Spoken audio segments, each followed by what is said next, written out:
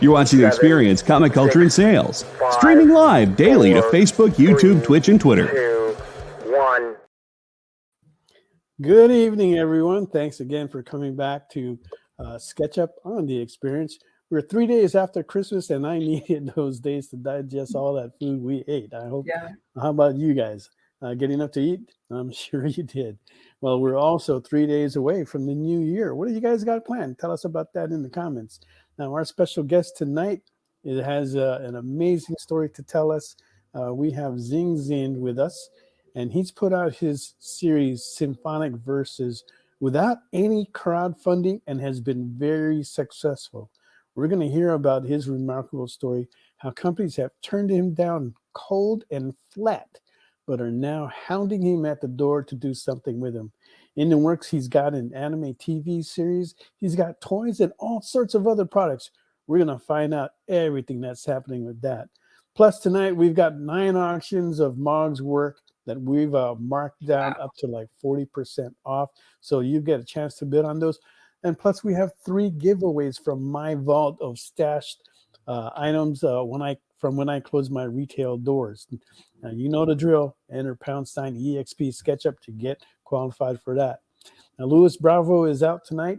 Eventually, I'll get him here. But in his place, we've got 3 other artists that will be joining in for the nightly live drawing. And we'll check in with those and see what they'll be doing. So it's an amazing night, all happening right here on SketchUp. Don't go away. We'll be right back.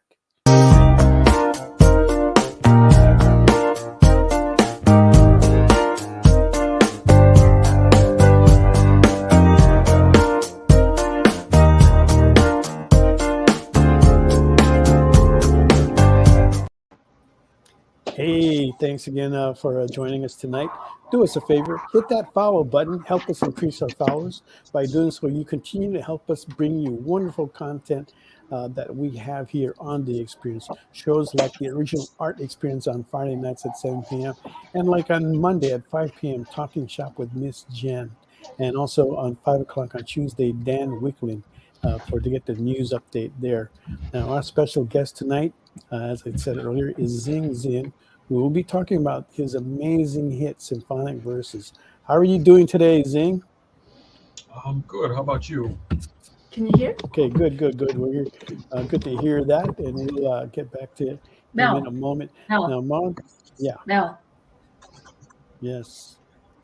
There's some like really cool people shouting out from, I think, even Acapulco to Xing Xin, Juan Manuel. So thank you guys for dropping by. And even Matt Carper is saying that he saw your work, Xing Xin, on Jen's show, and he's just like, holy cow.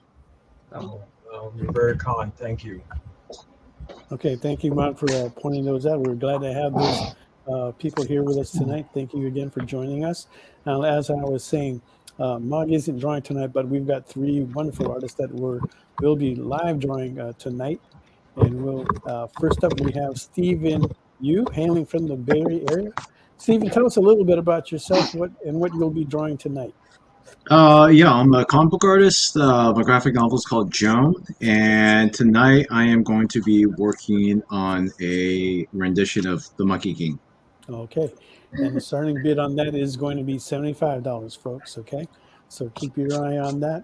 And also with us, hailing from the City of Angels, he's fairly new to the scene, but he's practicing his craft while he's working full-time.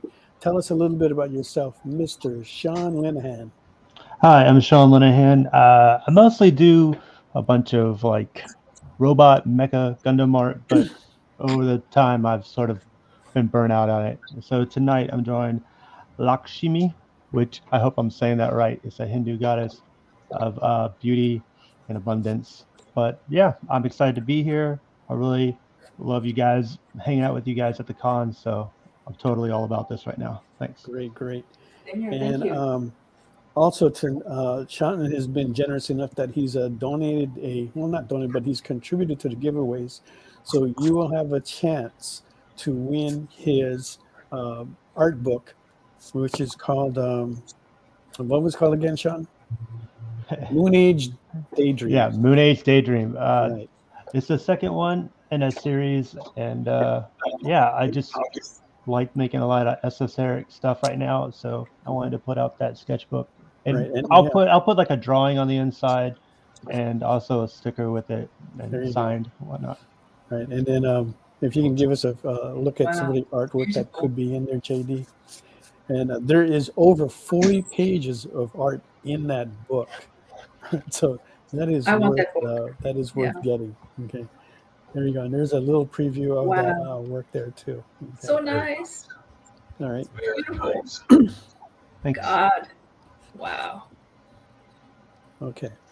And then last but not least, joining us again for another round is Fang, who recently moved to the Los Angeles area. And actually, she just moved again, staying inside Los Angeles, but getting a little bit closer to us. So we appreciate her for coming back. She is holding up her Lineage book, which just ended not too long ago off on Kickstarter. What are you working on now, Fang? Working right now? You mean I'm doing right now? No, your current project. Oh, my current project? I just got my Lineage book print. Okay. So I just received all the prints. So I have to sign one by one and ship it out. Okay. And do right. some sketch. Yeah. Okay, so you're in the fulfillment stage. Yeah. Now. Where what are you drawing tonight? Tonight is Lady Death. All right, she's drawing Lady Death, and that will start the bidding at $50. Okay. Now, before we get to our special guests, like I said earlier, we have 9 auctions that we're going to be doing as well. This is all from Mog, and we'll review those right now. First up is this Catwoman blank sketch cover. Starting bid on that is $50. Okay. Next up is the Batman Adventure Continues blank sketch cover. Starting bid is $60. Okay. Next up, Magic Order, the Wednesday blank sketch cover. Black Panther, that's $90. And then we have a Wednesday one, which is also $90. And then a 7x10 metal. This is a metal print of a blank sketch cover that we had done before. This is the last one that we have of that, and that is $40. Same thing goes with the Batgirl. This is a Geisha Ninja Batgirl, also a 7x10 metal print. Starting on that is $40. Then we have a Mortal Kombat Jade, that's at $90. And a Dawnstar blank sketch card that is at $200. That one's fully colored. It does include the bunny there.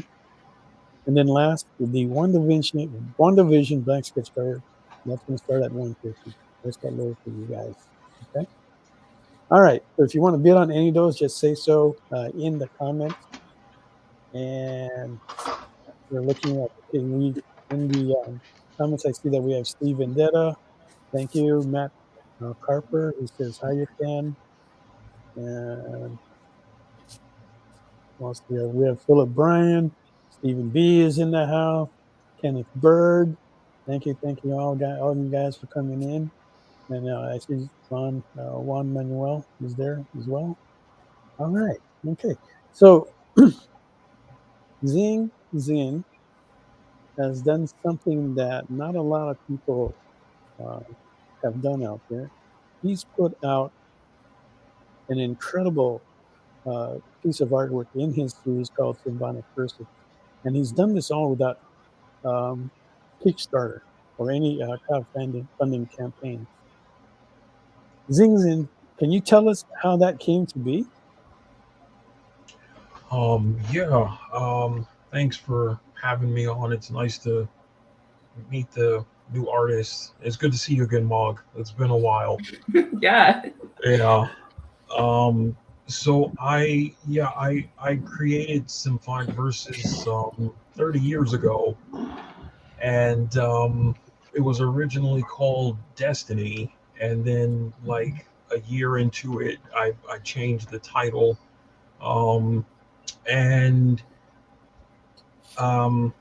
I grew up in a I was really fortunate. I grew up in a culturally mixed household because my grandmother's from Taiwan. So growing up, I was exposed to a lot of things that, unless you are from an Asian household, you don't know, you don't see. Right. So growing up, there were a lot of things that that I saw, that I was culturally exposed to at a young age, and I grew up not so much reading manga. I mean, I know of it, but I'm more into wuxia, like the Hong Kong comics. They're so beautiful. They're so well done. That was such an impact on me as a young guy, and seeing that, and I was just like, wow, that is really, it was unlike anything I had seen at the time.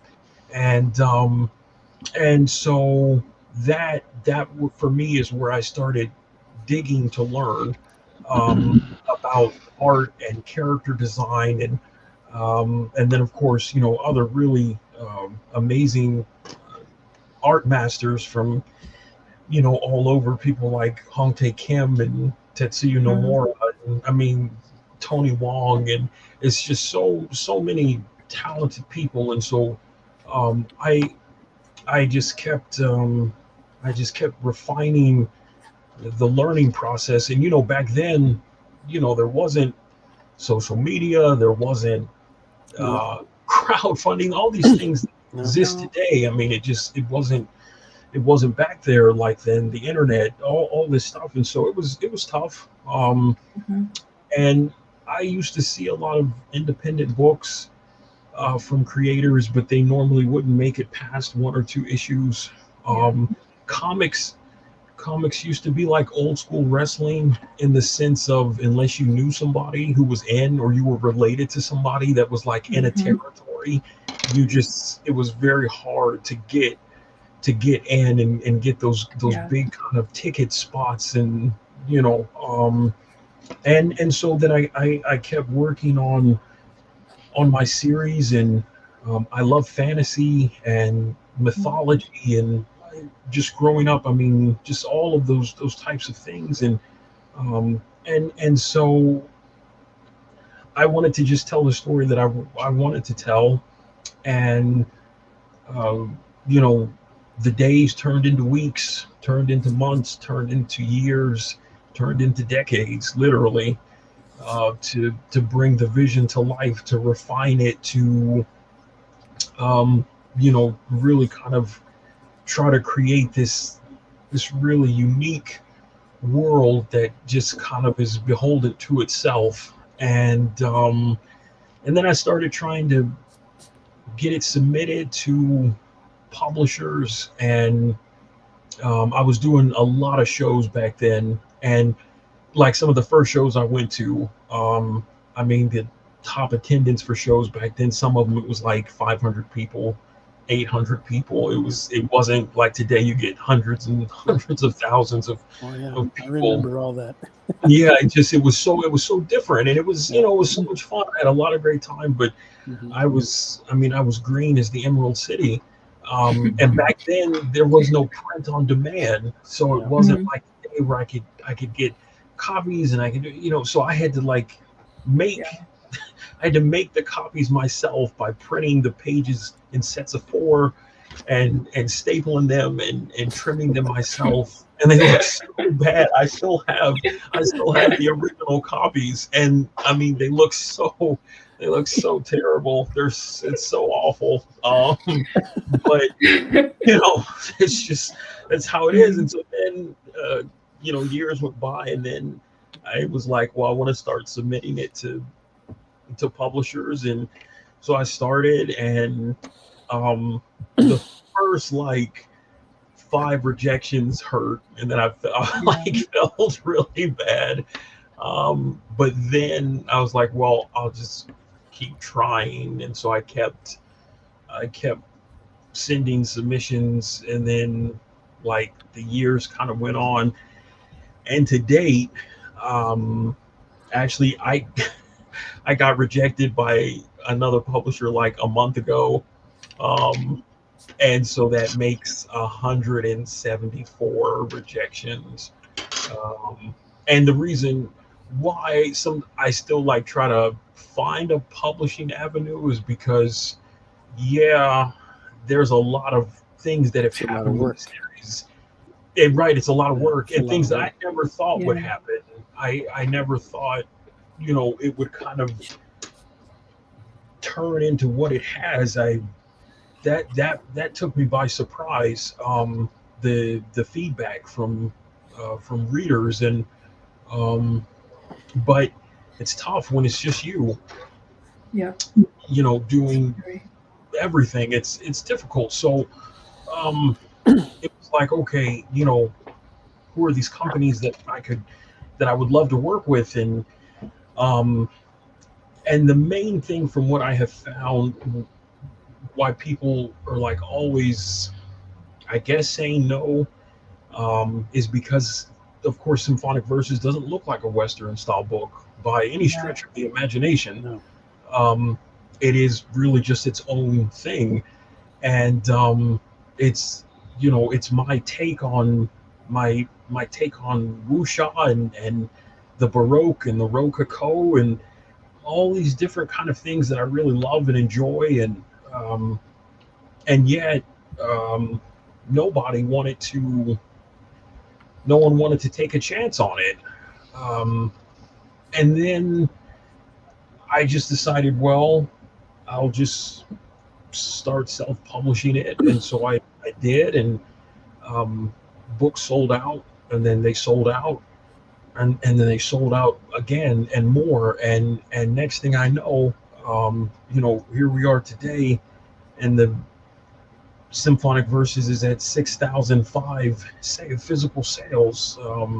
I mean, there are some books at publishers that don't sell out at distribution level, right? But I've been fortunate enough to sell double that, and it's not at all been easy. It is difficult. I mean, it is a arduous. Every day I get up and I come into my office and I have to work. I have to, if I'm not drawing or writing, working on marketing and reaching out to stores to try to, build more customer relationships. And plus, I don't have mainstream distribution. I don't have any of that. It's a lot of it. I have met so many wonderful local comic shop owners who are open-minded, and that's been really, really helpful. Of course, like Miss Jen at Space Cadets, she's such an epic lady. All Seas, which is in Colorado, right? He's out of Colorado Springs, right? Yeah, there's quite a few up there. You've got Mile High Comics. I mean, it's just all these things, and so it was like all this stuff just kind of happened, and then one day I got a message from a gentleman, and he asked me, what is this artwork of? And it was this picture of Adonis. And at that point I was kind of down and out about a lot of stuff, and I was like, oh, it's the main character for my book. And he said, I want you to call this number at exactly 3 p.m. Monday, because I think we can talk. And I didn't know what was going on. I didn't know who he was. I thought maybe he's an art dealer. Maybe he was just interested in the piece. I didn't know. And so he said he really emphasized that. He said, don't be late. Call at exactly 3 p.m. And I said, okay. So I checked the time difference just to make sure I wasn't missing anything. So Monday rolls around and I call, and he's like, okay, you're on time. That's good. That's important. And I'm still kind of like, yeah, but for what? Because I don't know. And he said, well, I'm here, and the board of directors are here, and the president of the film company is here. He said, I'm going to put you on speakerphone. You have 30 seconds to pitch it to us. And I was like, what? Like, I thought I was being pranked. Like, I thought, this is a joke, right? Like, you're just, this is like a bad joke. Someone's just messing with me. And so I go into it. I did the 30-second pitch. And he's like, okay, hang on. And I can hear them talking, but it's like inaudible. So I don't know exactly what they're saying, but I can just hear people talking. And then the president of the film company gets on the phone and he was like, hey, this is the president of the film. I was like, And he's like, I like it. We're going to turn it into a TV show. And I will never forget, I looked at my phone and I was like, this is a joke, right? Like, you guys are someone is like totally punking me. And I'm thinking, this is really good. Like, this is a good trick, but the gig's kind of up, right? Yeah. And he's like, yeah, so we'll get the contracts written up and we'll get them sent over to you. And I'm sitting there and I'm like, wait, I couldn't get publishers to give me the time of day, not Image, not IDW, not Dark Horse. I went to all of them, some of them that aren't even around anymore. Yeah. And yet all of them said no 174 times, but yet Will, you're super kind, man. I'm glad I got to meet you. But yet here this film studio comes along who didn't know me from anybody, and they're just like, yeah, we're going to turn this into something else. And so then I get the TV deal. I get to be an executive producer on the show. I'm one of the lead writers on the show. And 2018, the show goes into production. We start working on things. That was like towards the end of 2018. We get into 2019. We got all the storyboarding done for the trailer. Then the animation team, that the company we were working with at the time, which I was not particularly pleased with their work, but I don't get to, that's not a call I get to make. I mean, there are certain things where you have no power as to what will happen with certain things, but they were just hired to do the animatic, and it looked a certain way, and I understand it's the skeletal system, but I wanted it to look better than what it was looking like. But it was like, okay, this is what we're working with. So we get all that. They and that's a process.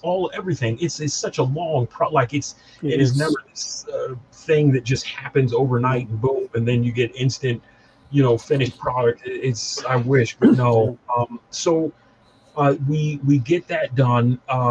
Then we're at the end of 2019, and we hit 2020, and they told me everything would be finished in like 6 months. Everything would be done, all this stuff. I'm like, okay. So there's like time, and we're gonna, we'll go back and we'll have to adjust things, and looking at voice actors and actresses, and then the pandemic hits, of course, and everything shuts down. And so I can talk about this now because it didn't happen. The show was originally supposed to be on Amazon. That's where the deal was set up to be. But then when everything happened, it fell apart because everything was just, there was no certainty as to what was going on, how long things were gonna. So it was just like, okay, so that just, it was like, all right. So that fell apart. So then I want to say we get to 2021, and I reached out to the studio heads, the bosses, and I said, look, I want to get the storyboarding redone, but done the way that I envisioned it, the way it should be. But I'd like to, get a better team of artists than what we had last time. and they were in total agreement because there were some things that came to light later that was not, positive for the production of stuff. So, so they were like, yeah, go ahead. So knowing a lot of artists for years, I reached out to people that I knew, and was very fortunate that I was able to connect with artists that used to work at Square Enix, and they worked on Final Fantasy. Okay. And so it was like, here are these super, super talented individuals, just amazing. And I said, this is what I'm trying to do. This is what I'd like to achieve. And they're all like, yeah, we get it. Cool. So let's do it. So we get everything set up and everything done. And, into 2023, all the storyboards are being done in Japan. We're still working on them because it's so many. Some of them we've gone back to refine, to redo. Part of this process, I've been getting like free education from them, which is really cool, because people, I think, often think that art and animation are the same thing, and they're not. Even though animation is art, it's a completely different animal all to itself. It's not the same thing. And so I don't know animation. It's not a skill that I possess. And so working with them has been extremely rewarding, because they're like, hey, this scene is cool, but we have to think about how the camera will move. We have to think about how the shots will pan around. All these things that you don't really think about that way until you have people who do that, who are like, hey, this is what we need to do to make this way. And so it's been such an amazing experience with them. And so that's going on. The toys are being made. They're already, the first wave, it's already sold out. Before the pre-orders open, people contacted me and were like, yeah, I'm going to need that figure. And I'm like, okay, they're not open, but I can put your name. And next thing you know, I have more. And so the whole first wave, it's already been claimed. So they sold out before I could even open the pre-orders. And I'm like, okay. So in May of 2024, the first figures will come out. I've already got all the boxes printed. Actually, I can show you. So let me show you. This is cool. So when the boxes get shipped, they're going to be inside of this. Wow. This larger box, and within this will be two boxes. One of the boxes, which, hang on, let me get it.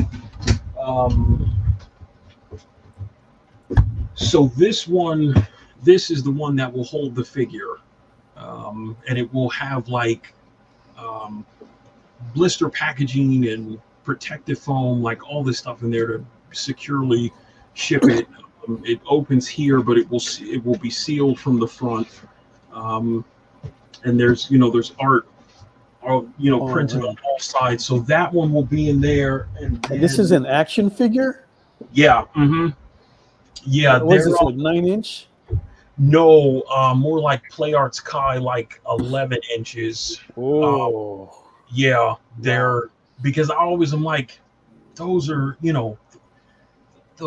just like some of the best figures you can get. And I always wanted that. And now the company that I'm working with, they have the ability to create things on that level, which is still, they're 1/6 scale. 1/6 scale. Okay. Yeah. Mm-hmm. Wow. And so this other box is the accessory box. So in this, you'll get Adonis's weapons, his phantom power effects, his elemental effects, his dragon shield. All of that stuff will be in this one. So when you get your figure, you'll get these 3 collectible boxes, plus I'm throwing in the Exordium Eclipses set. which is an additional 2 boxes, and those look different from these that can hold your comics.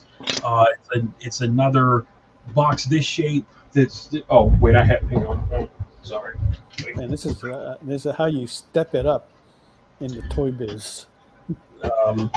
So this is the box that your books come in, and it's got so it's got like the characters there, and then it's got Sapphiros' eyes on the bottom,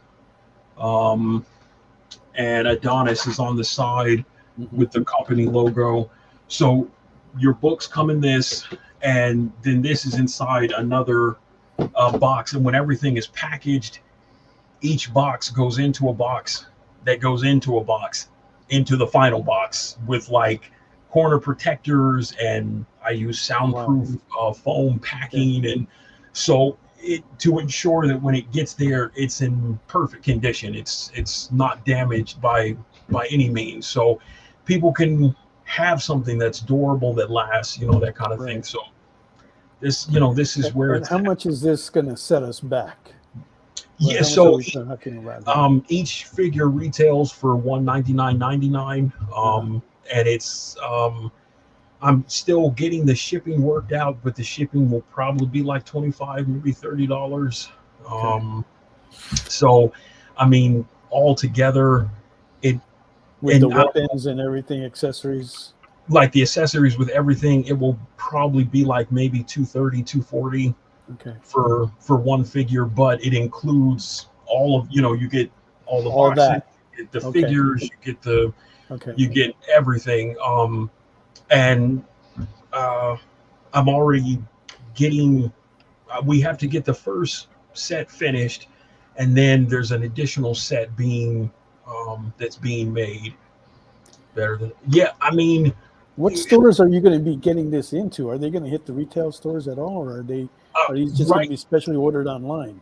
Right now, they can be ordered directly from me, but I'm already talking to Big Bad Toy Store, and I'm hoping to get in touch with Entertainment Earth. I'm just waiting to hear back from them, so that it can be available in spots like that too. But retail would be nice, but I think for that, I'm going to need to create like probably a 7-inch scale figure line of them, and that would be probably much easier to sell retail, like on a store shelf. Right, off the pegs. Yeah. Wow. Okay. So,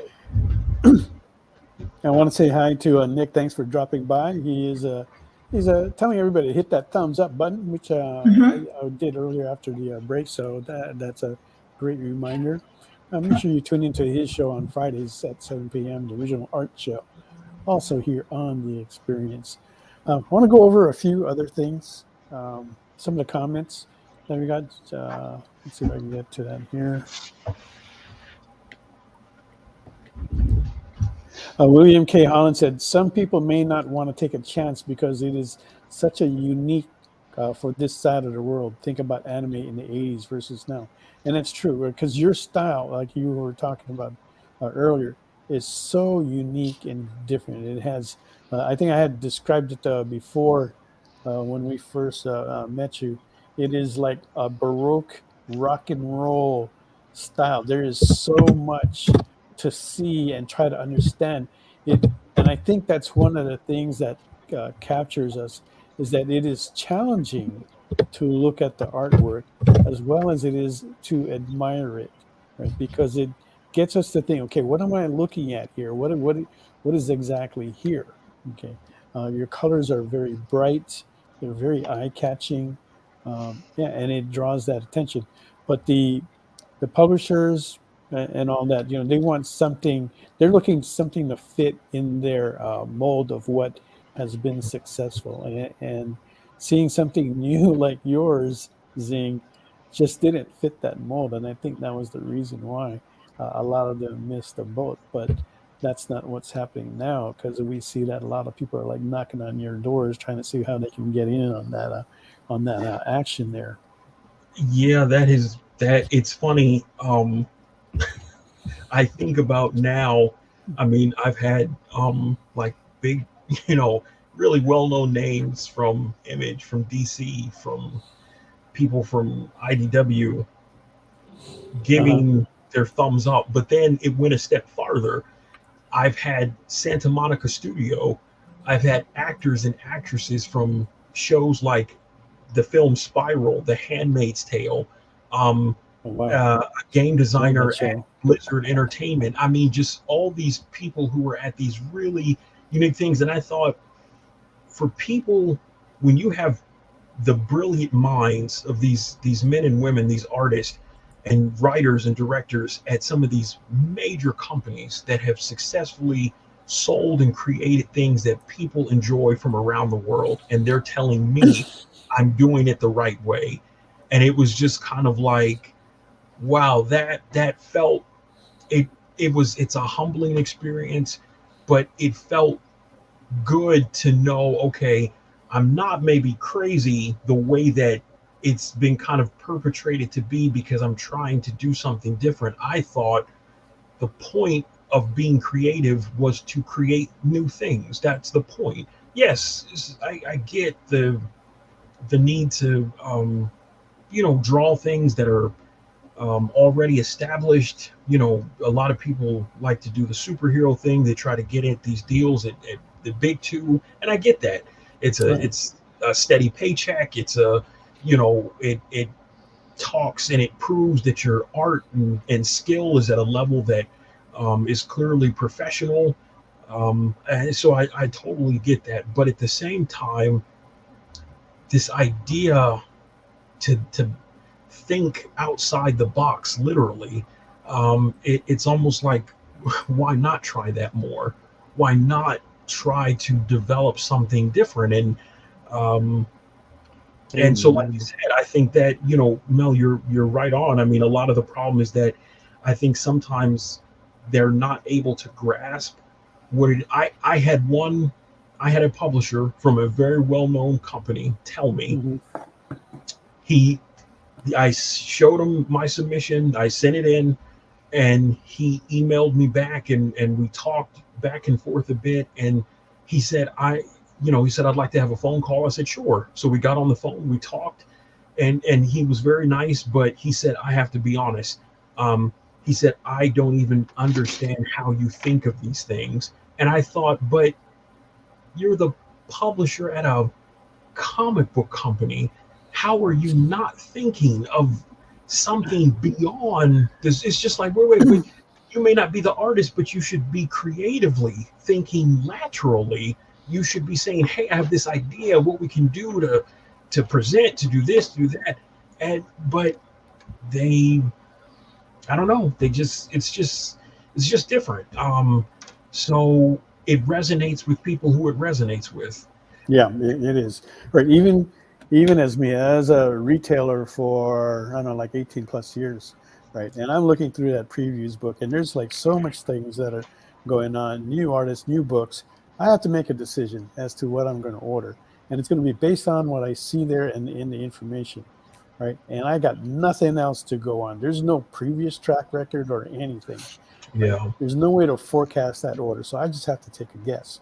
Do I order this and how much, right? And I'm going to take a chance, right? And that's what it is. But the publishers on the other side doesn't feel like they want to take that chance. Yeah. So, hey, their loss if they don't do any of that. Anyway, we've been talking with Xing Xin. We'll be right back, so don't go away. We've got more to discuss, and we'll go ahead and check in on the auctions and the live drawings that are going on. Right? Don't go away. Join the party. Head over to our Linktree to find all the links for everywhere the experience is all the time.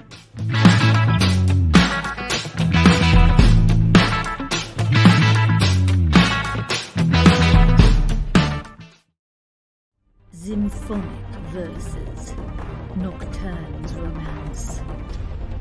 A song of romanticized darkness, dreaming death by sleep.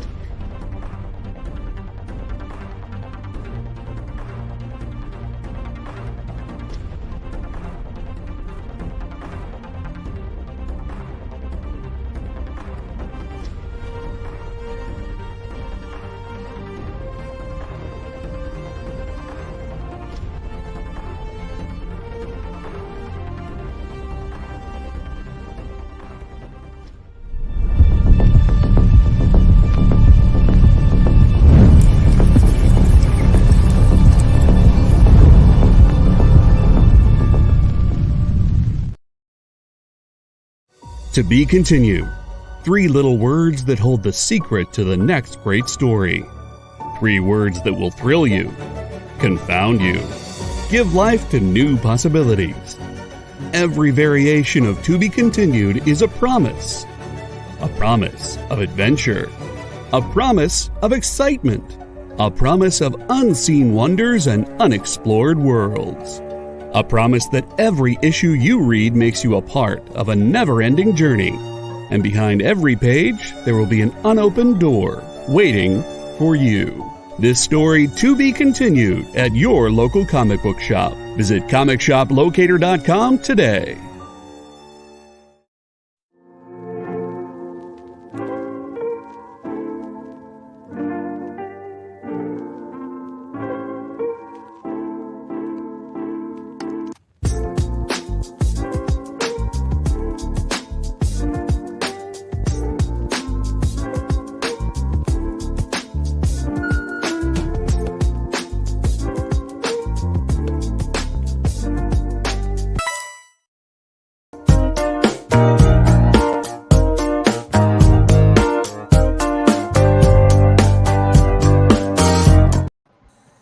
Welcome back to SketchUp. We have our special guest, Xing Xin, that's been here. We've been talking Xymphonic Versus, and we'll get back to him in a moment. Currently, we have some bids on the auctions that we are running tonight. We have a bid on Fang's Lady Death from Stevie B for $50. Thank you very much for that. We also have Ilya's bid of $69, giving that to Mog for her Batman sketch cover. Okay, let's do a little review of what we got going here. Steven, can you show us what you have so far on your it's still very, very rough. So that's fine. That's fine. Just want to see like where you're going with it. Nothing to be just quick sketches so far. That's not that rough. That's actually pretty good. Okay. All right. And Sean, let's see what you got, buddy. Hey, inking. There you go. Okay. Wow. Working up. I love it. And then Fang's got her Lady Death. Let's take a quick look at that. Okay. Whoa. Okay, that's coming up really nice as well. Wow. Right, she does. Really nice. She does have a bid on that for 50. So if you want to get on that action, 55 is going to be the next bid that we're going to need to see on that. Okay. And then if we can review the other auctions, we have Catwoman. We're looking for a bid of 50 on that. Okay, that's the that is the one division. There you go. There's the Catwoman. Okay, and then the Batman already has a bid of 69. Okay. No, I think Batman is 69. Batman is 50. 69. I think his Batgirl was 69. I'm sorry. Batgirl does not have one yet. At least I haven't seen one. Okay. All right. Black Panther. We are looking for a bid of 90 on that. Wednesday, looking for a bid of 90. Sandman Steampunk Metal Death print. We're looking for a bid of 40 on that. Same with the Geisha Ninja Batgirl. That's also a metal print. That's at 40. Okay. Jade, we're looking for 90. Dawnstar, 200. And then the One Division is at 150. Okay. So you can continue to bid on those. And we will check in on that later. We also had like a few comments as well. Let's see if I can find that. Oh yeah, Steve Vendetta writes, Xing, you're still 100 rejections short of Todd McFarlane's epic rejection collection of 300 plus letters before he got his career started. That was like a milestone speech when he said that. William K. Holland, can we get a Mog part cover for a future Versus book? You got to be crazy. Who wants to follow that? But I'm sure Mog is up to the challenge. Thank you. Oh, yeah. And I definitely would love to get that. That'd be really fun. Wow. You guys can talk about that. Chuck Pinau, buddy. He says, you had me at 7 inches. Way to get that in there, buddy. And Matt Carper, he goes, I picked a great time to be broke from Christmas, mostly because I want that Batgirl geisha. You and me both, buddy. I you see. and me both. Okay. And so, Xing, you're talking to us about the let's see, we were talking about like the toys. Okay. Oh, let's go. One also writes, Xymphonic Versus is just amazingness, but sadly publishers didn't have the vision that something so great that is comparable with a Final Fantasy story and with full detailed art couldn't be. Yes, so very true. Yeah. So, well, they're lost, and that does happen from time to time. Nobody sees what that magic is in there. And but in a way, I think it's kind of good because it worked out for Xing very well.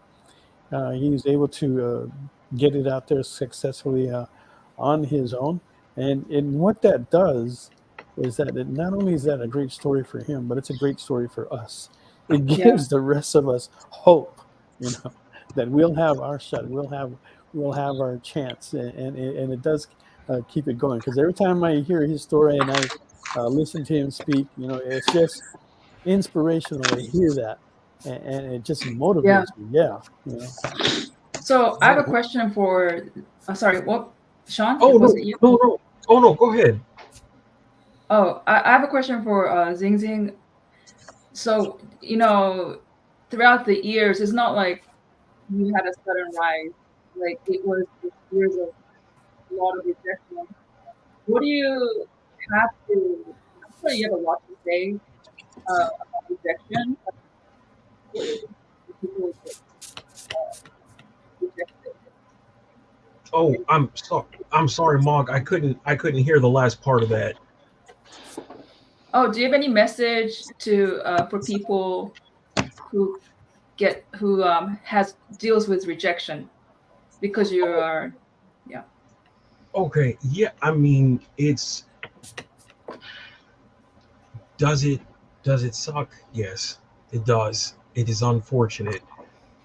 It doesn't bother me now like it did, in the very beginning. But the thing I would just encourage any creative person, no matter what it is that you are trying to do, just keep at it. It's tough. Yes, it's hard. But if you really want something, you're going to fight for it. You're going to fight all the. You won't give up. You won't stop.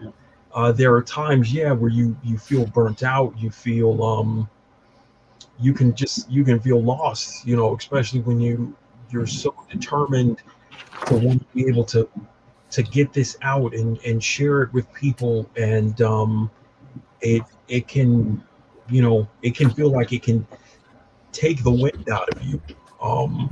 And I see, I think today too, because now crowdfunding has opened up what kind of social media has done for many people in general. I mean, look how many singers and songwriters and performers have become famous and got these lucrative deals because someone saw them on YouTube or someone saw them on Instagram. Of course, today TikTok is this huge thing, and so that has made the playing field far more open, and the possibilities are so much greater to get the attention of somebody. But I think about like back in the day, I mean, I used to stand in front of 7-Eleven selling my black and white comics to people who would walk by if they were interested, because I was like, well, it's this story and it's about this prince and he's got like all these cool powers, and it was just the thing I was trying to do, and and that's how it started, and but you can't give up, and you can't do things so that people shouldn't do it so that they're like, oh, I got 100 likes, I got 1,000 likes, likes are superficial. That's not you want, what you want to do is you want to interact with customers and potential customers. And one of the things I always tell people at the end of the day, no matter what the things that have happened, yes, this is my story, these are my characters, but it's because of readers, it's because people believe in it that it's turned into something else. And you know, I share that experience with everybody who believes in what's going on. So, you know, they're really the heroes here who have turned, you know, our Crown Prince's tragic tale into something else. But yeah, you have to just keep at it. And you can't give up. And most people are familiar with Dragon Ball Z, so there's an analogy that I like to use to try to paint the picture a little better. It's like during the Cell Saga and Vegeta and Trunks were in the hyperbolic time chamber. Don't pull a Trunks. Be like Vegeta. And in the sense of Vegeta knew how to train, how to balance his powers just right. Trunks overtrained, overpowered, and he did. He reached a power level greater than his dad's at that point. But what happened? It went up and it very quickly came crashing down because he didn't have the experience, the substance behind it, know how to make it last. So you have to just pace yourself. Just know that you're gonna get the hits, you're gonna get the failures, the setbacks, the disappointments, but you just have to stand up and you just have to keep going. Yeah. If anybody's been in business long enough, right, they will tell you that getting to the top, if you get there too fast, you will probably crash because you did not gain the experience. You did not have time to make the adjustments needed to manage the volume and the level that you're at. Right? You just don't have it. You can't learn it that fast. It takes time. You know? Exactly. When I'm listening to you, Xing, right, it's like says it's so inspirational and motivational, right? The Rocky theme song is always like in my head, you know, and I'm hearing Rocky's voice, and he's going to. It's not about how many times you get knocked down; it's how many times you get up. That's right. and that's what it is, you know. That's true. Yeah. Life is going to knock you down as many times as it can. You know? It's going to hit you. And like he told his son, you know? Nothing is going to hit you as hard as life. That is just, that's just the truth. And things are going to go wrong. Things are going to, I cannot tell you the amount of the list of failures and defeats far outweigh the things that have helped to move the series forward. But it got to that point because of the fans, but also because, like you said, if you get somewhere too quick, you don't have the experience to balance it out. You don't know how to. But as time goes on, and I mean, I published my first comic in 1996. That's when it looks really bad, and it's like choppy. That comic that you published, that was the Destiny that you were talking about? Yeah. That was the very first. I think I kind of remember that. Was that in like a skinny magazine size? Yep. No, it was I actually had that in my store, and that's how I remember it. And I was looking at the artwork and go, "Wow, this is a little different." You know, from everything else that's coming out there. That's It was black and white, and it was Okay, it was terrible. Okay. It wasn't. Even it was because it you know, we're being honest here that it looked like it was a really lowball production, right? But it was terrible. The artwork people did pick it up and they looked at it. And I actually did sell a few of them. Okay, not a lot, but I didn't order a lot either. But it was kind of like interesting because it was different, and that's why I had ordered it.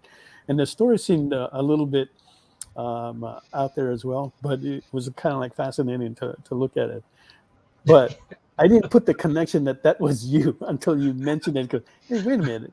There's only one Destiny book I remember seeing out there, and that was that magazine size one. It's like, oh man, that was you. Okay. That was, oh my gosh, and that was so. And it's, you know, and to Will's question, I mean, I have 3 copies left, but those are just. What do you want to sell them for? Oh, these guys. That's what these guys are asking about. Okay. They're actually. They're mainly asking you, what do you want to sell it for? You got it? Let me grab it. Wait, let me show you. Where's the other one? Oh, okay, I don't know where the other one is. It must be back in the. But so this is one of them. There you go. Okay. And then this was the other one. All right. Okay. What do you want to sell them for? You can sell them right here. These. Oh no. I have to keep. These are just they're reminders. Teaser. For it's like I saw this interview with Mr. T, and this was at the point, he was successful. He had been in the movies and in the A-Team, and his boots. He had these boots on. Oh, yeah. The boots had tape on them, and they're kind of. And the reporter was kind of like being rude, like, oh, they look so bad. And he's like, no, I wear these so that I don't forget where I came from, so that it keeps me grounded, so that I know, hey, I had to work to get here, so I don't lose track of who I am. And for me, it's it's like I just to see, this is where things started all those years ago, and then I look at today, and I look at what it has become, and now this is, this is what it is. And that's some of the artwork from Xymphonic Versus that JD is putting up there. So you can take a look at that. Beautiful, these are beautiful actual artwork. panels. Well, from panels, they're like snippets from it. That's the logo with the two onyx calaverias next to it. That's Sapphirose. That's in the forest of Thadalingar, which is in this place they call it's the Forest of Sages, but it's near the Temple of Thadalingar, and that is a gateway to a very divine kind of realm that that one would have to get granted access to, but not. And this is the other thing too. Like, for anyone who doesn't know, none of this is AI. I mean, I've been publishing the book in color like this since 2015, actually 2014. So this is not, this is not any of that stuff. Yeah. Okay. And let's see. Stevie V writes, Burt Young passed away this year. I think Mel was auditioning for the next Rocky movie. I'm not really into those new Rocky ones. I watched them, but I don't know. It doesn't have the heart and the feel of the original Rocky. Yeah. But I still watch them because I'm just dedicated to that whole series, that whole storyline, and stuff like that. Ilya writes, why does Fang draw with her mask on? Is she the masked artist? Tonight she is, right? And she currently has a bid on that $50 Lady Death. You can push it up there, and by putting in a bid for $55. Stevie writes, there are shows for discovering new singers, dancers, chefs, and survivors. Why not one for an artist competition show on television? Whoa. There's the hammer right there. The tattoo one. Yeah, you could definitely try to do one. It might even start here on the experience. We'll see. Oh, hey Val. I think Sean just said that there is one, like a tattoo. Yeah. Oh, a tattoo one for tattoos, huh? Yeah, inked. It's actually really interesting because you see them they're like, okay, I'm gonna do my tattoo, but then you see everybody sort of get a little bit better in their game over time, and then they give them even more complicated tattoos, or hey, here's a crappy tattoo that you have to redo or go over someone's old tattoo. It's actually really interesting. Yeah, but I mean, it's a totally different type of style. Yeah, and William K says that he's going to message you privately, Zing. Okay. Cool. I'm not going to question that. Okay. Oh, but anyway, Val J says beautiful and unique artwork. Yep, definitely agree with that. Incredible art pages, so detailed. And she says, and I've actually heard this. I haven't heard it in a while, but she says, Tell them about the music soundtrack that goes with the book.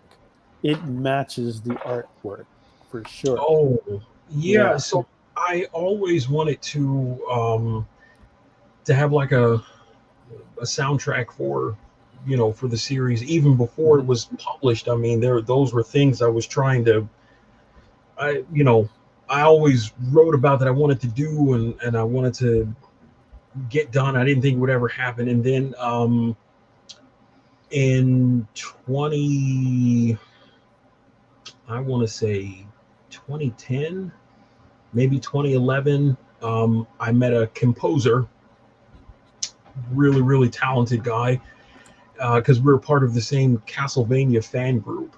And Lords of Shadow had come out, which, that game is, I will put it this way. I've never tried crack, but if that's what crack is like, then that's the result you get, is you get that kind of, it is an absolute masterpiece. I know a lot of people, they're like, well, it's not really Metroidvania, and I'm just like, no, but it's just so well done. But we were in the same fan group, and he was putting music that he had composed in there, and I had messaged him one day. I was like, hey man, how do you, like, what do you do with this? And he's like, oh, this. And he actually did arrangements for Nintendo, and for like a few independent films. And I thought, man, that's really cool. Even just that, I mean, getting to do something like that for Nintendo. And I said, well, I have this project, and I've always wanted a soundtrack. I have very little experience playing instruments. I play very little, but I've studied music, so I understand the theory of it, and I can appreciate how music should sound. But composing it, I don't know how to do that at all. It's not something I do. So we started talking, and next thing I know, he's like, yeah, this is really cool. Let's get something done. And so we started working on the soundtrack, and I would send him the character artwork and the description, and we would at great length talk about who they are, the role they play in the story, what happens, like where readers will see them and things like that. And he started composing the music, and it is absolutely amazing. So then we put it out, and it's anytime you make a purchase from the website, you're taken to a page that you can digitally download it from automatically after you check out. And what is that website? At XymphonicVersus.com. You go to the shop, and right now everything is sold out except the Exordium set, the 4-book set. But all the other consequences, they're all sold out except the Prelude set. So if you haven't checked into that, you may want to go to that website, grab that, and check it out and listen to that soundtrack. We're going to take a quick break here, and then we'll be back. We're talking to Xing Xin with about Xymphonic Versus, right? So don't go away. Did you know that every experience show, including some exclusive content, streams on Twitch? Check it out, twitch.tv/the_EXP. Or just scan that QR code.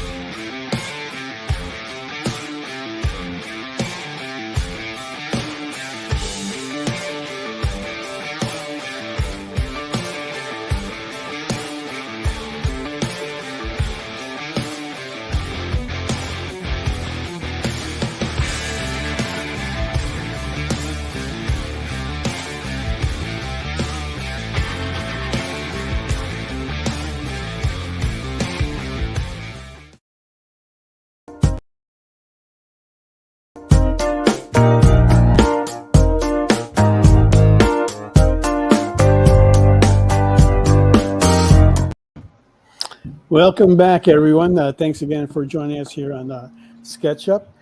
Do us a favor, hit that follow button and give us a support so we can continue to bring you these wonderful content for you to watch. Also, we'll be giving away some great prizes later on once we hit like certain numbers.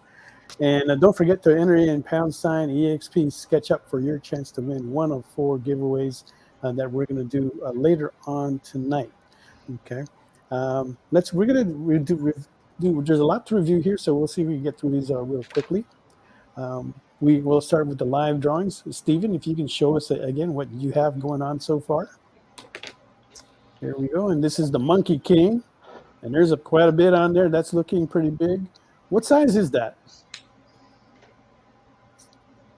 8.5 by 11. Oh, 11 by 12. Okay, there you go. Right, and we are looking for an opening bid on that for 75.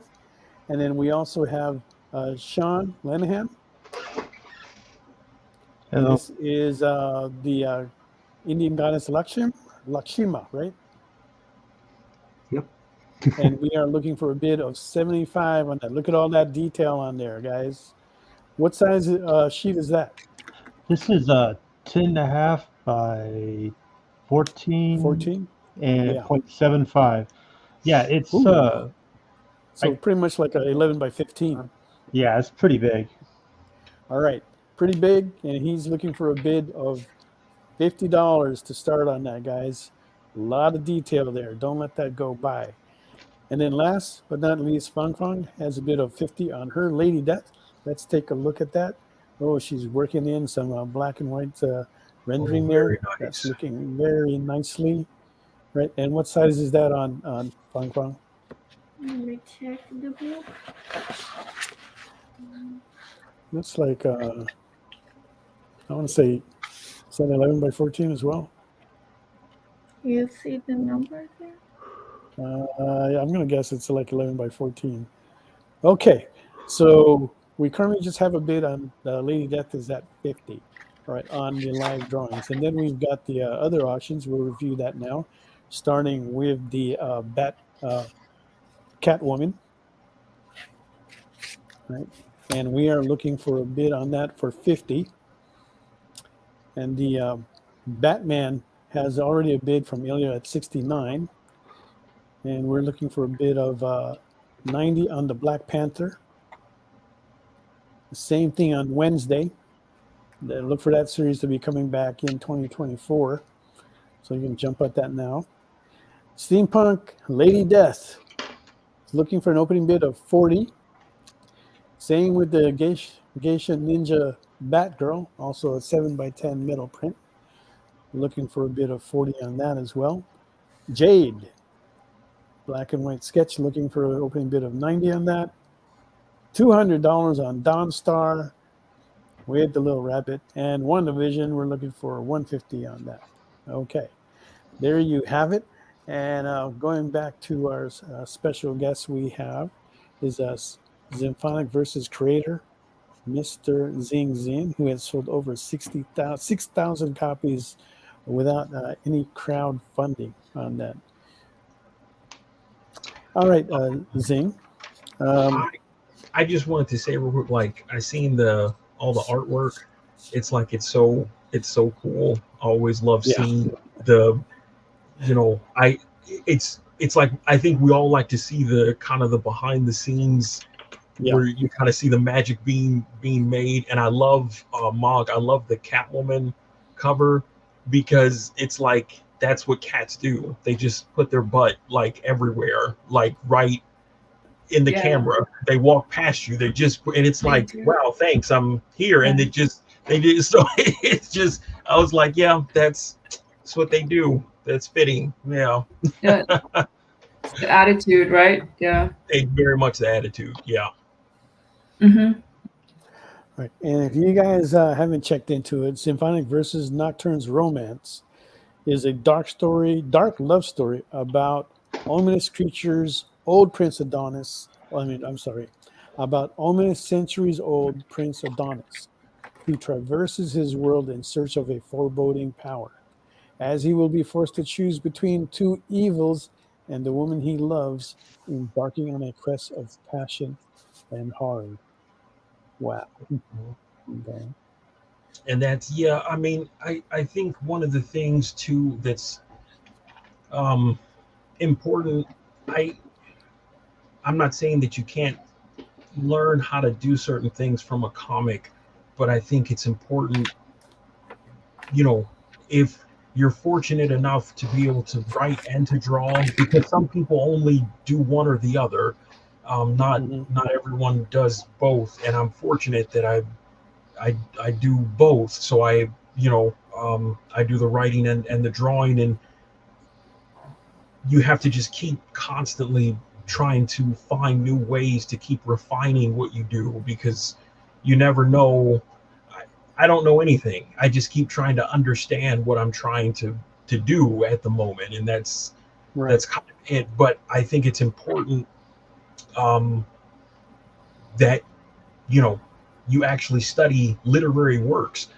You actually go through writing courses and actually learn these things. I think that's really important. And I had a gentleman who had got the book, and he sent me this long message, and he was saying, well, you spelled all this stuff wrong and all these, but he didn't realize that the words weren't misspelled. They were just in a different language. That's not a misspelling. It's just not English. But he was not able to discern the difference between that. And that's what I mean. That's the value of making sure that you are actually learning the proper way to write, to understand, and to get beyond just English, because a lot of Xymphonic Versus is written in Latin. I use Welsh and Finnish. I've got my own dialects that I've made that are used between some of the various races in the series. And so I think about things that that I'm such fans of, inspired by, things like the Odyssey. What made Homer write this heroic tale the way he did about Achilles and the Trojan War and all the things that went on with it. One of my favorite scenes from the book, which they never put in any of the live action things, which I think they should, because it harkens more to the fantasy of it. He's like, Achilles is like going off on Agamemnon, and it talks about how Hera came and she picked him up by his golden locks and is kind of like scolding him for disrespecting Agamemnon, and Agamemnon deserved it. I mean, it was terrible, but it everything has its place. I think about of course, Professor Tolkien, a genius. Everybody knows that. I mean, the man created the curve before there was one for modern day fantasy, telling in this kind of modern society. Look at George R.R. Martin, who look at Stephen King, both very much inspired by Professor Tolkien's work. There's not too many writers that I can think of that don't say that they stylized or they've studied Tolkien to try and get an idea of like how they can do theirs. There's everybody. I've heard it from so many people. Stephen King, definitely early on. That's the whole reason why he wrote what's it, Dark Towers. Dark Tower, yeah, exactly. That's the main reason why he did that. Right. There was other things that were inspiring him to do Dark Towers, but Tolkien was was a big factor in writing that series. Right. And it can go on and on and on as to how many. That's one of the. Yeah. That was one of the shocking thing. More and more as I work in this industry, I learned that quite a lot of not just writers, like I'm talking not just specifically comic writers, but just writers in general in all field. I meet quite a lot of them who don't read. They don't like reading. If they do read, it's very few. So it really shocked me whenever I encountered that. But it was actually to the point now it's like actually common. So yeah. That's very interesting, because for me there are certain things that I love to read. I love to like um I'm going through Hamlet again right now. Um I mean, Hamlet is definitely one of my all-time favorites. Bram Stoker's Dracula. There are just so many things that you and I think too, Mel, to what you were saying about how so many people have been inspired by Professor Tolkien's work. And I think one of the things that I have found is that there's a difference between inspiration and then you try to make a carbon copy and stick something else on the name of it, and it never, like, the series never goes that much further because they haven't really done the world building, or they haven't really flushed out the characters. And that's one of the things I think it's important for people to know. You can be inspired by something, but don't try to mimic what they do. Learn from how they've done certain things take away that, what can I do to present my own series in its own unique way, but it's not a direct. And a lot of people just want to, I just want to copy this format and I just put my character's name on it, but it won't work because you haven't actually taken the time to do that. So really, it's important to. But let's not also forget, because what we're seeing commonly now, even some of the good writers in the movies and the TVs, they are taking plot stories from well-known movies and such, and then adopting them into theirs. And people like us, we can see that, we recognize it, we know where it's from. Okay? Exactly. And these are big names that are doing that. Okay. Yeah. Right. It's one thing to like a story that you enjoy reading it, but it's another thing to try and write one, right? Without having that experience of, like what we were talking about, in understanding how to tell a story. It's not just the words that you've got to lay down. There needs to be an understanding of character development, of world development, of timing, of creating the atmosphere, the ambience that you want the reader to experience. It's trying to get them to continue with the story. There is so much to learn, to know, and how to use those tools in creating a TV series, a movie, even a comic book and a novel, right? But a lot of people think, I'm going to take this scene from this movie, this scene from this series, this, and so forth and so forth. I don't like this character. This is going to be my story, and thinking that's going to be great. And it's not. It's not. Yeah. It's actually lazy. It's very lazy. It's just they think it's being very creative. And there is a certain level of creativity in doing something like that, like putting a puzzle together. But the end result, it doesn't really move you, and it doesn't get you there. Now, JD writes, you're right. He said that. Let's see who we're talking about. Stephen King. Okay, is that he wanted to put something together from Sergio Leone and Tolkien, and he is correct. Stephen King wrote in an interview. Wrote that he was sitting in a theater watching a spaghetti western. I saw Did that. you read that? Yeah, okay. I saw that. And he was talking about how he wanted to merge these two together. He wanted what's his name now? The guy. God, I'm getting old, so I'm not remembering these things that well. What's that? Clint Eastwood. Cowboy. Clint Eastwood, right? He wanted the Clint Eastwood character. Pulling that from the spaghetti western, merging that into a Tolkien type story, and that's how he came out with the Dark Tower series. Okay, that was his inspiration and motivation, right? But the difference is that King did his homework. Okay, Exactly. that guy was writing from when he was a little kid.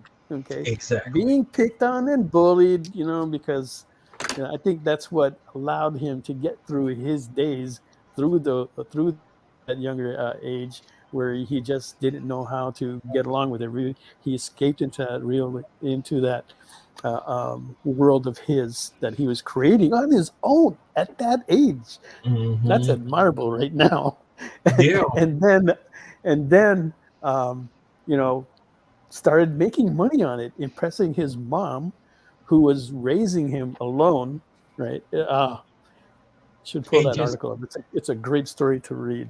Right, and it shows how. Look at how he didn't instantly become successful. No. He was working at a university where he was teaching before. Right. That's so cool. That is great. That's really great work. Beautiful. And he wasn't sure what was going to happen. Right. He got rejected so many times. Yeah, exactly. It just he kept failing, but and he kept going. That's the process of failure. Failure is part of what lets you succeed. Because every failure, you should learn something from every failure. Exactly. Or at least try to learn something. That's what will get you better. Okay. Yeah. Do that. Follow that formula. Learn and adjust, and go back at it. Punch it again. See what happens. Failure again. All right. What am I going to do different this time? All right. Let's try this. Punch it again. Yeah. That's what you have to keep doing. You got to punch back. Yeah, you have to punch back. You can't just sit there. Oh, well, they didn't like it. No, try. You have to keep trying. That's how you become. That's how you become an expert in what you do. No, if you're a chef, if you're a architect, no matter what it is, you're going to be really bad at it at first, and you're going to fail a whole bunch. But if you don't give up, you will become. You'll kind of go like Super Saiyan. It happens. Yeah. We don't get the cool power effects that come with it, but you get the experience that helps. Ilya, when I was saying all that, Ilya, I was mainly thinking about Rebel Moon because that's so fresh in my mind. But I didn't want to go there. But you brought it up, man. Really? Is Rebel Moon like a ripoff of some story? I do like Rebel Moon, and I want to see where it goes. Okay, but that was one of the main examples in my head. We all know where that came from. Spaghetti Western. Oh, wait. Is Rebel Moon, you're talking, it's a remake of the Seven Samurai, the Kurosawa? Okay, but yeah, it pulls off from that. Yeah, it does. Yeah. That was Star Wars, though, too. Yeah, and Star Wars. A bit of Star Wars as well. But yeah, there's a lot of stuff in there that we see from, a lot of things that we like. But, see where it goes. That's not the only one that's been recently out there. We've seen it everywhere. Okay, come on, let's look. You want to bring up another one? Talk about the Mandalorian. There's another one. Yeah. Oh yeah. Okay. That's another one that you can go to. But we're still watching it. I will say this about. I think George Lucas, people like Hideo Kojima, these brilliant storytellers who have really made these amazing, unique things. I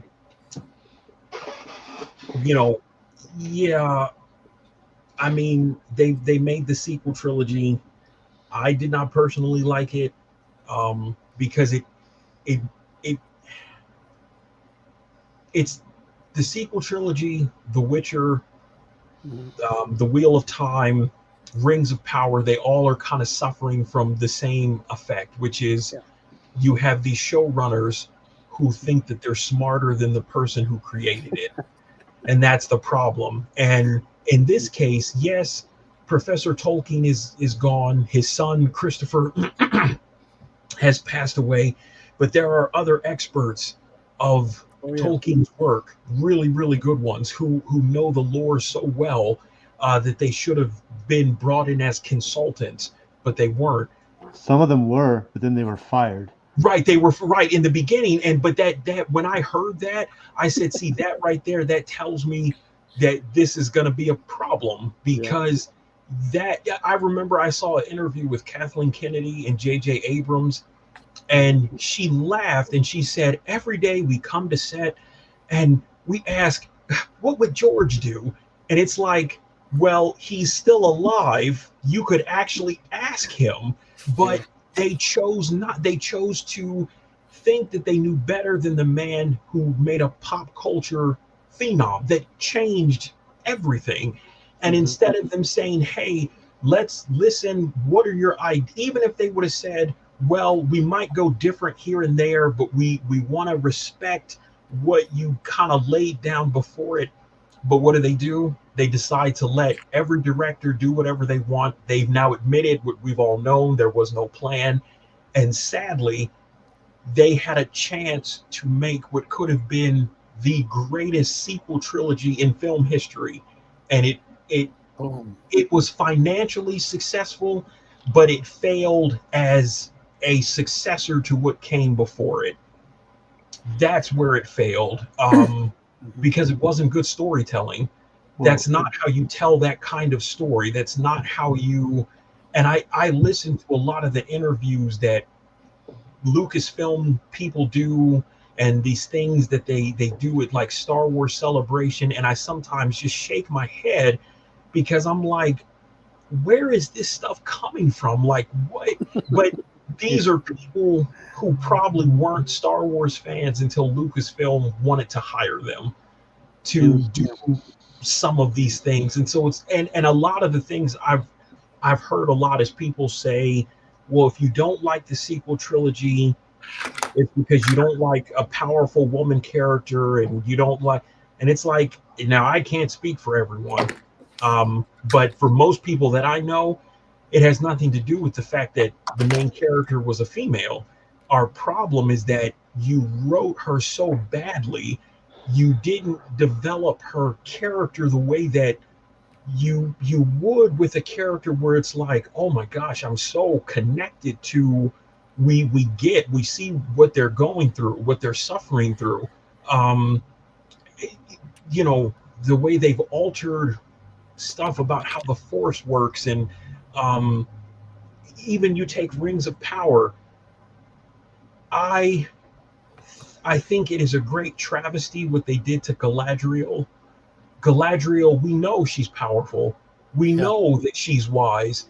We are aware of what makes her who she is, but they kind of turned her into like a raging psychopath in the show. And I'm looking at it, and I'm like, that scene where Elendil is speaking to her, and she pulled out her dagger, and she's like, well, I could kill you, and I'm like, wait, what? That was so out of character. He's just having a conversation with you, and you're threatening to kill him. And then I heard people say, well, she's young. Okay, well, she was born, in Valinor, where there was nothing bad happening. She didn't experience that kind of stuff at the time.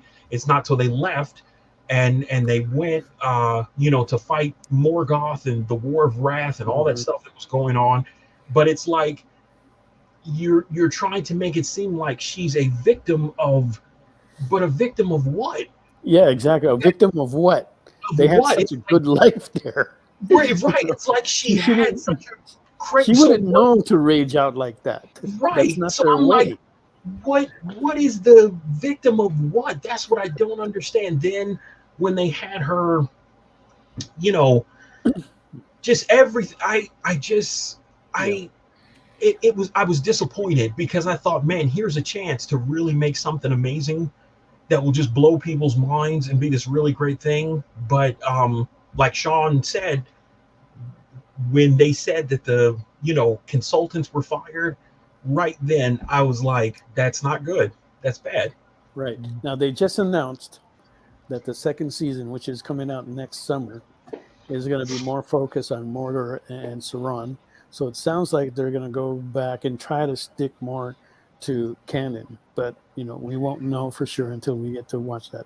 But hold on to that thought. We're going to take a break. We're talking to Xing Xin. We'll be right back.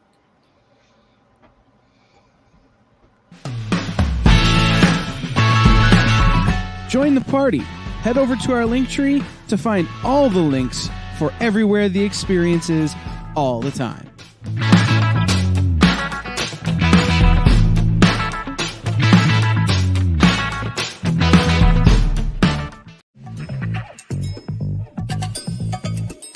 Live from New York. What? Oh, sorry. Live from Cleveland? It's Friday night? It's Friday Night Live! With Nancy McCann. And Ricky. And sometimes Carlos. And featuring boxes and boxes of rare comics. Unique collectibles. Lots of smiles and conversations with new friends. Friday Night Live with Comics Unlimited. Friday night from 9 to 11 on The Experience. Imagine being at a convention and going to an interview panel that's just for you. No bustling crowds, no hours-long lines, just you, the moderator, and your favorite comic book creators. Well, this is pretty much that. Miss Jen sits down every week with 2 comic book creators for a live stream interview about their latest work, and you can ask them whatever you want. It's Talking Shop, Mondays at 5 Eastern on The Experience, Comic Culture and Sales.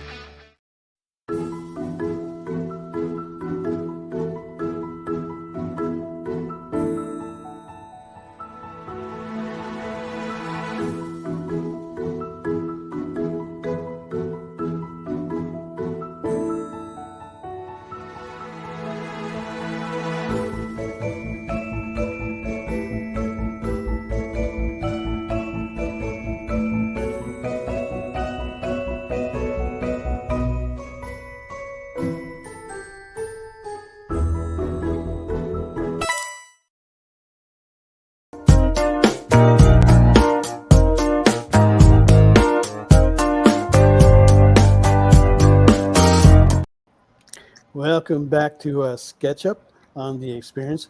Please hit that follow button and type in #EXP SketchUp to in the comments, so that way you can qualify for the giveaway prizes, and we have 4 of them that we'll be doing very briefly. Let's again do a review on the artwork that our artists have been working on. We have Stephen Yu, who is working on Monkey King. Whoa, there you go. That is in his unique style as well. And we're hoping to have Stephen back at some future show so we can talk more about him and the work that he does. Okay. Let's now go to Mr. Sean Lenahan. Hello. He's working on Lakshmi. Wow. Okay. Wonderful. You know, whoever does get this, Lakshmi, if you believe in like feng shui, it's actually good to put it on the wall because it's the goddess of luck and fortune. He does have a bid on that. Liquid gains. Okay. Yeah, he does have a bid on that from Ilya for 50, and we are still looking for a bid on Monkey King for 75. So if anybody wants a bid on that, just type in 75 on in the comments for Monkey King. Okay. We also have 9 other auctions. Let's take a look at those really quickly. Oh no, I'm sorry. Let's look at Fang Fang, who's got Lady Death. She's put more into it.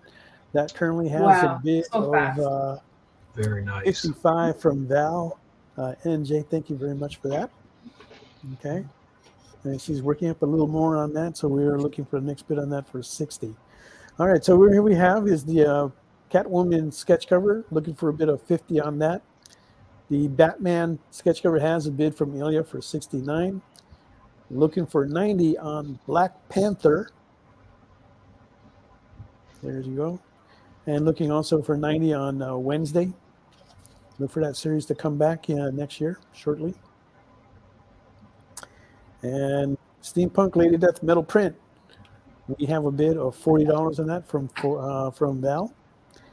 And then the Geisha Ninja Batgirl is still looking for a bid of $40 on that. Okay, and that is our last one. Jade on blank sketch cover is looking for a bid of $90.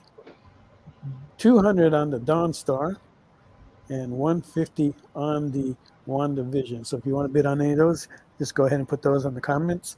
Most of the artists here do take PayPal, but they will arrange payments with you with the high bidders. You will deal with them directly. That is the 2006 Dawn cover that we'll be giving away later on tonight, along with a Battlestar Galactica trade paperback featuring the art of Mr. Rob Liefeld. Okay, and the third giveaway will be the Marvel Swimsuit Special Edition, if you remember that. That was the second one done in that. And we also have the fourth piece, the God, I forget what the name. There it is, Moon Age Daydream from Mr. Sean Lenahan, and that's a look at some of the artwork there. Love that art. Thanks, man. There you go. And we do have a bid of $60 on Lady Death from Ilya. Thank you for that. Going up there. Okay. Okay, so we got 8:39. We got like a few more minutes here. Let's go ahead and before we get back with Xing for a little bit more, let's take a little bit of time. Stephen, are you still there, Stephen? Okay. Tell us where your website is at and how people can get in touch with you. Yes, my website is at sydstudiopresents.com. So sydstudiopresents.com. Okay. And is that the best way to get in touch with you? And also I'm on IG. It's SYU Artist. There you go. Okay. And Sean? SeanPLenahan.com. Really easy. And guess what? My Instagram is Sean P. Lenahan. And guess what my TikTok is? Sean P. Lenahan. I would have never guessed. Super simple. All right, Fang, your turn. My website is www.fang.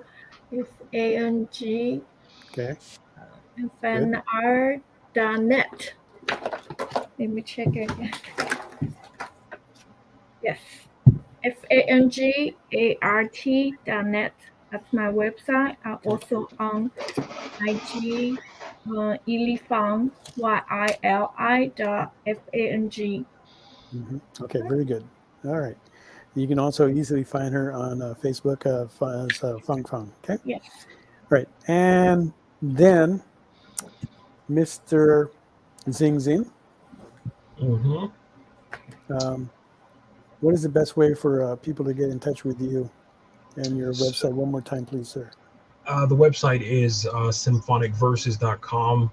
It's XIMPHONICVERSUS.com. If you put it in Google, Instagram, Facebook, anywhere you put Xymphonic Versus, it will bring up the website, the IMDb, all the social media. Right, and JD has brought that up into the comments, so make it easy for everybody to get to. Don't forget, if you do have a winning bid today, or if you win any of the giveaways, fill out that magic form so that way we know exactly.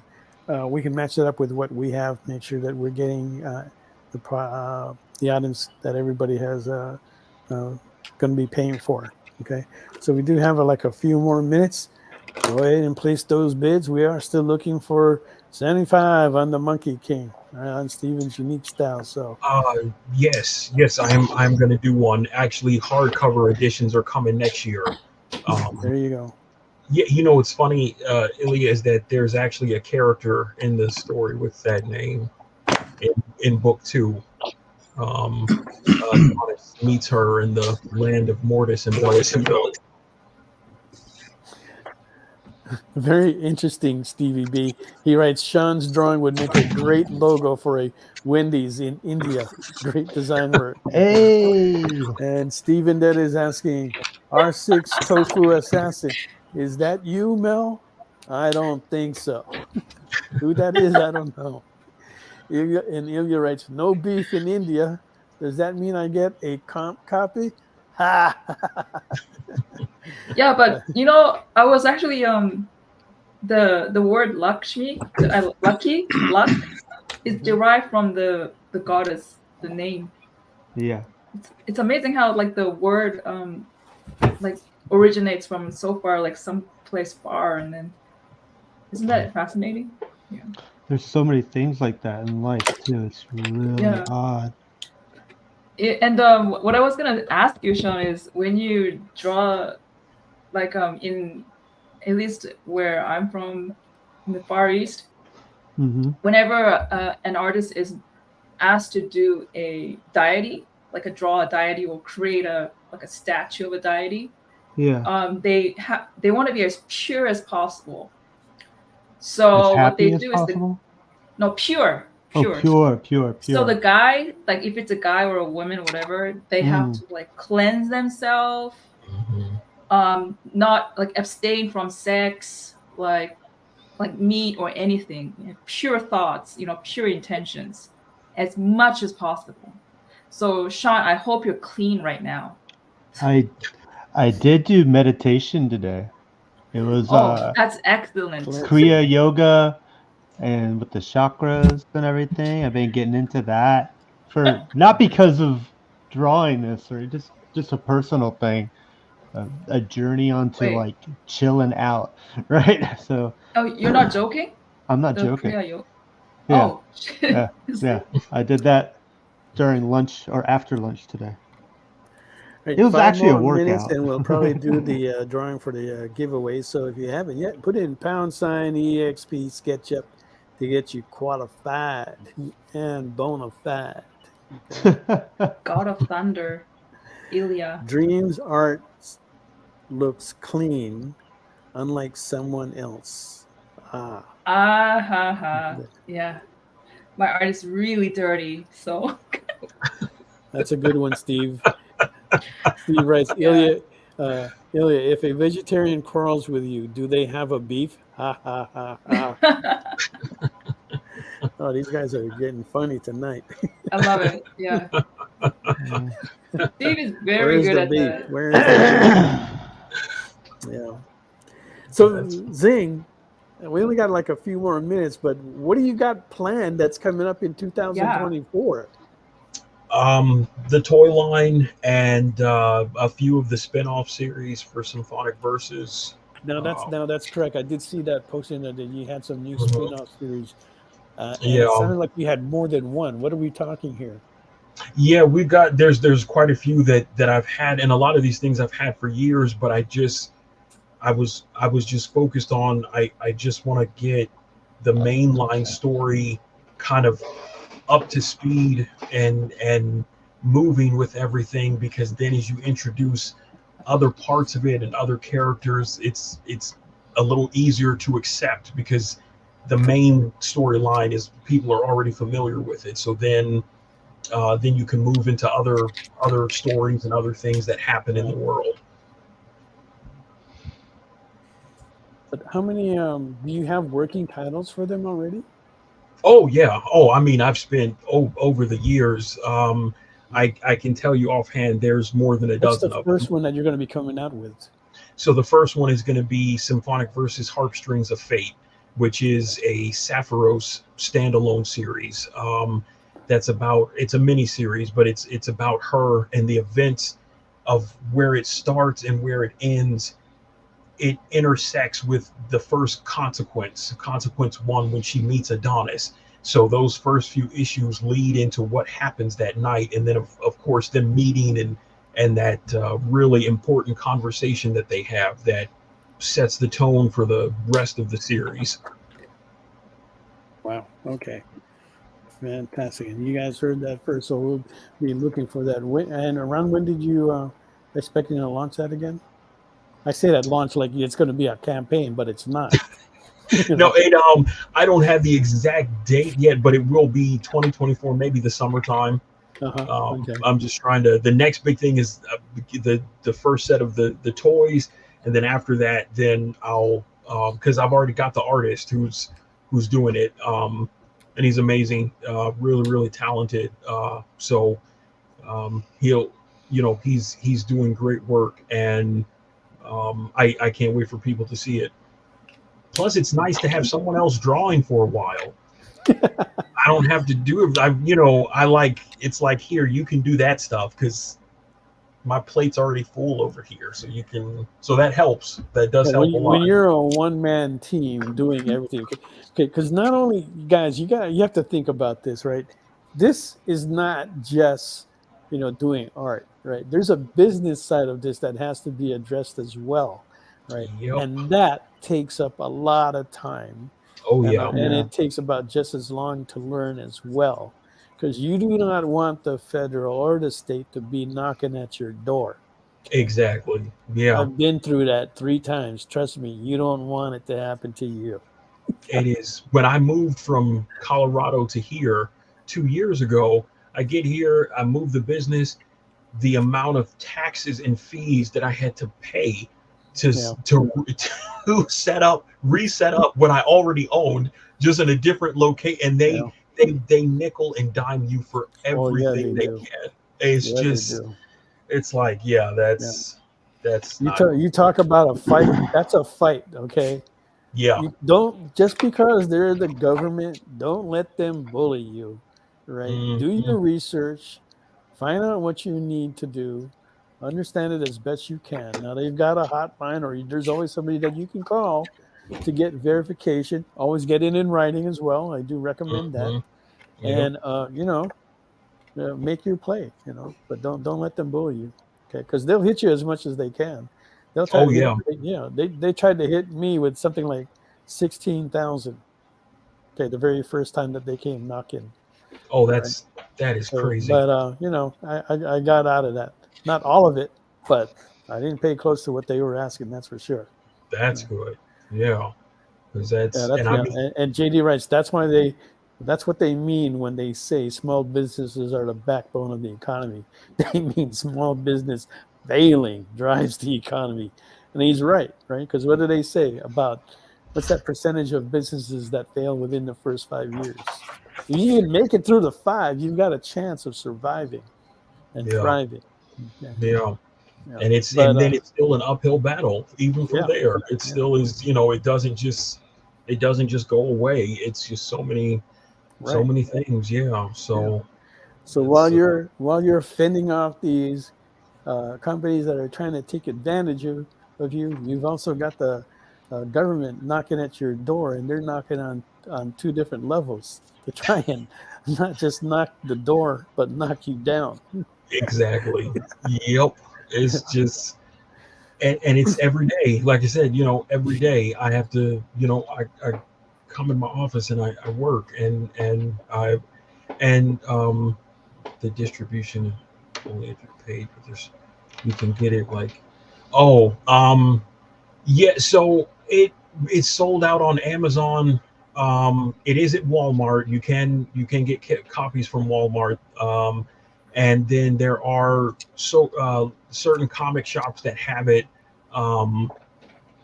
like Space Cadets Collection, Pantheon Comics, Panther Comics, Titan Comics, All Seas Collectibles. I'll put a list out on the social media that has all the shops you can order from. And then certain things, I only have the X or DM set, but that you can still get directly from me, right from the website store, and it ships like the next day. Do you have a waiting list for books? Anything on your website?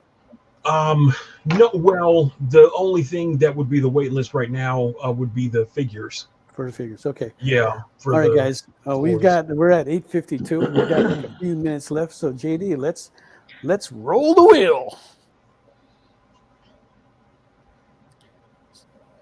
First up is the Dawn calendar.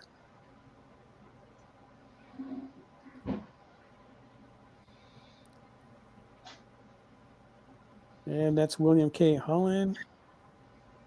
Okay. Got that. Okay, now we're going to do the Balthar trade paperback. I haven't seen William in a long time, so glad to see you here, buddy.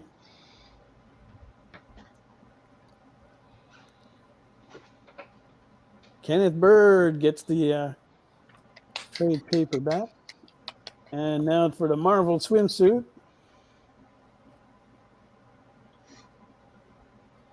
Dun, dun, dun, dun, dun, dun, dun, dun, dun.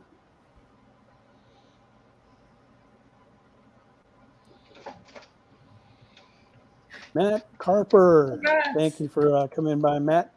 You are the winner of the Marvel swimsuit. And now the 40-page art book, collected art book from Mr. Sean Lenahan.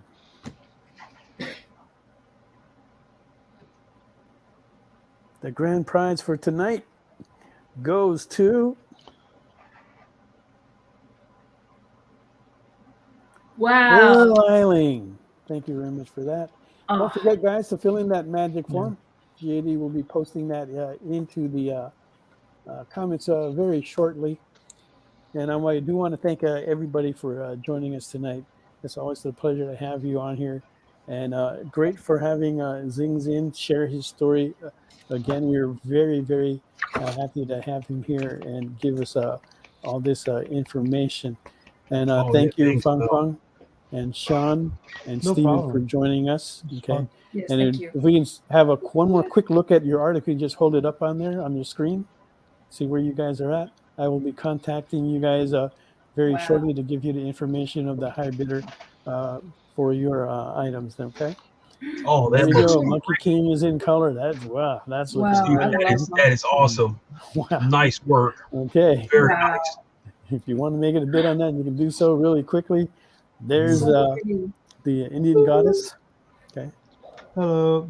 All right. That's looking good. And then Lady Death is right up there. Okay. Excellent. Excellent. Fantastic. I want to thank you guys again for coming on.